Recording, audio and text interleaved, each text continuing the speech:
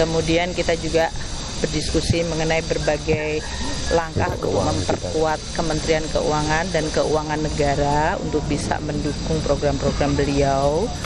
Makanya berbagai arahan mengenai pengelolaan dari sisi penerimaan negara, pajak, bea cukai, PNBP, belanja negara untuk kementerian lembaga maupun untuk transfer ke daerah, dan juga berbagai investasi yang dilakukan itu perlu dioptimalkan, ditingkatkan kualitasnya, diyakinkan untuk efektivitasnya, terutama untuk manfaat kepada masyarakat. Beliau perhatian sangat kepada bagaimana dampak APBN kepada masyarakat.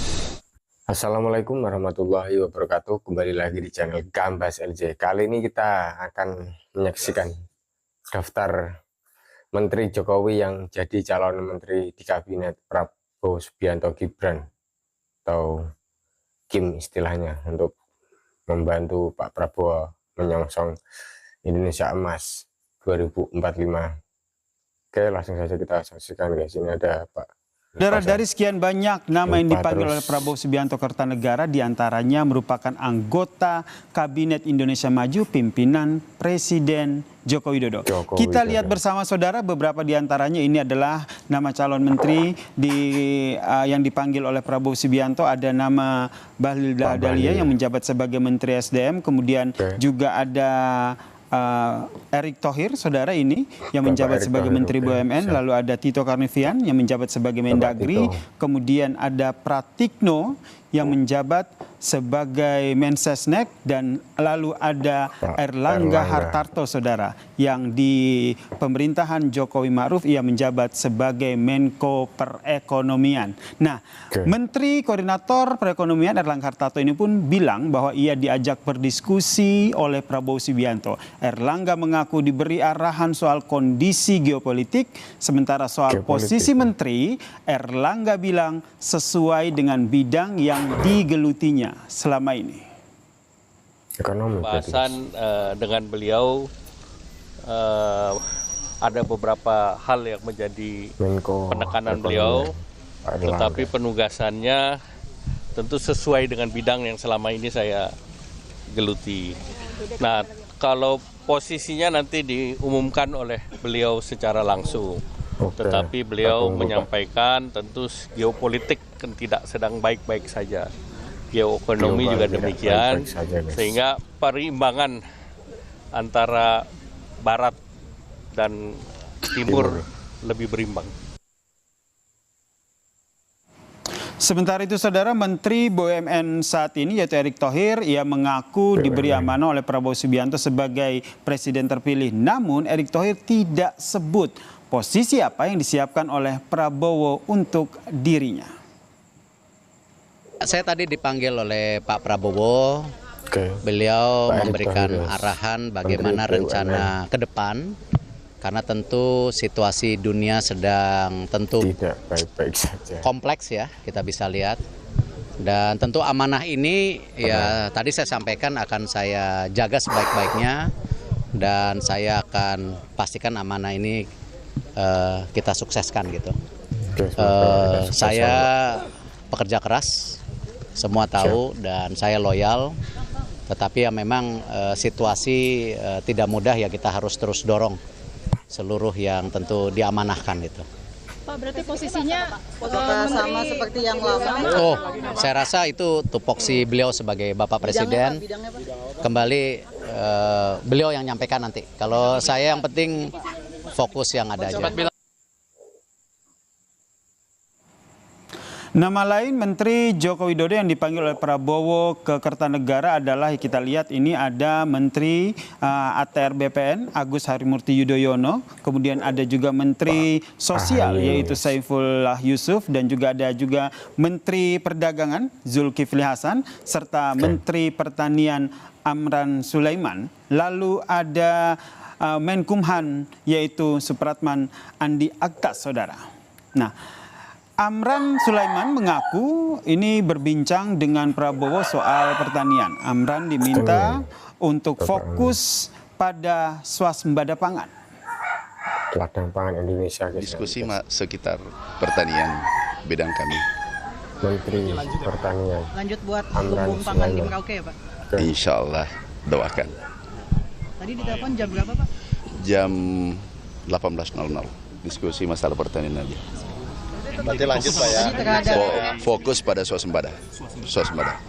Kita harus mandiri pangan, kita memenuhi kebutuhan pangan dalam negeri. Itu fokus. Ya, insya Allah bisa. Pasti ada tantangan, ada El Nino, kemudian ada hama, ada kekeringan, ada La Nina. Ini tantangan.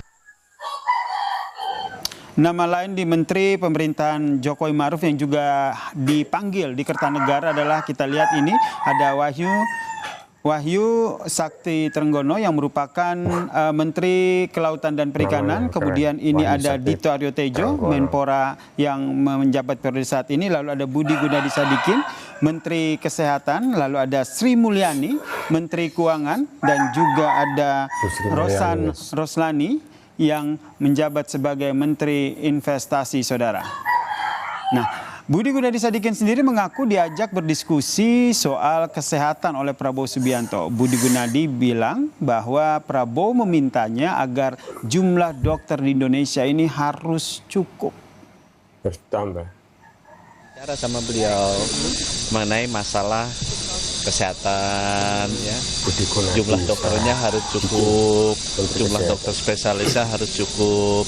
Bagaimana pendidikan dokter-dokter dan dokter spesialis ini bisa diperbanyak. Kalau masyarakat juga masih kekurangan, bisa nggak belajarnya nggak hanya di dalam negeri saja, tapi bisa juga di luar negeri untuk mempercepat. Beliau juga ingin agar pemeriksaan kesehatan terus ditingkatkan agar jangan sampai sakit masyarakatnya. Kalau bisa kita jaga supaya sehat terus.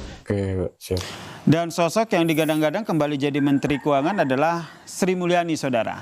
Dalam diskusinya dengan Prabowo Subianto, ia menyatakan bahwa ia berdiskusi soal RAPBN 2025. Dalam pertemuan kali ini, Sri Mulyani mengaku mendapat beberapa arahan dari Prabowo Subianto. Kemudian kita juga berdiskusi mengenai berbagai langkah untuk memperkuat Kementerian Keuangan dan Keuangan Negara untuk bisa mendukung program-program beliau. Makanya berbagai arahan mengenai pengelolaan dari sisi penerimaan negara, pajak, bea cukai, PNBP, belanja negara untuk kementerian lembaga maupun untuk transfer ke daerah, dan juga berbagai investasi yang dilakukan itu perlu dioptimalkan, ditingkatkan kualitasnya, diyakinkan untuk efektivitasnya, terutama untuk manfaat kepada masyarakat. Beliau perhatian sangat kepada bagaimana dampak APBN kepada masyarakat. Dan saudara, sejumlah nama yang dipanggil Prabowo ke Kertanegara ini merupakan kandidat kuat untuk menjadi menteri di kabinet pemerintahan Prabowo Gibran. Namun keputusan resmi mereka menjabat akan diketahui setelah pelantikan menteri mendatang. Oke guys, alhamdulillahirrahmanirrahim. Itu tadi daftar-daftar menteri-menteri Pak Jokowi yang akan dilanjutkan jadi kementerian di kabinet Pak Prabowo Gibran yang akan menyongsong Indonesia Emas 2045. Tadi ada Ibu Sri Mulyani yang kandidat kuat akan memperkuat menjadi Kementerian Keuangan lagi guys, karena sudah mempunyai pengalaman yang sangat luar biasa dan lama juga.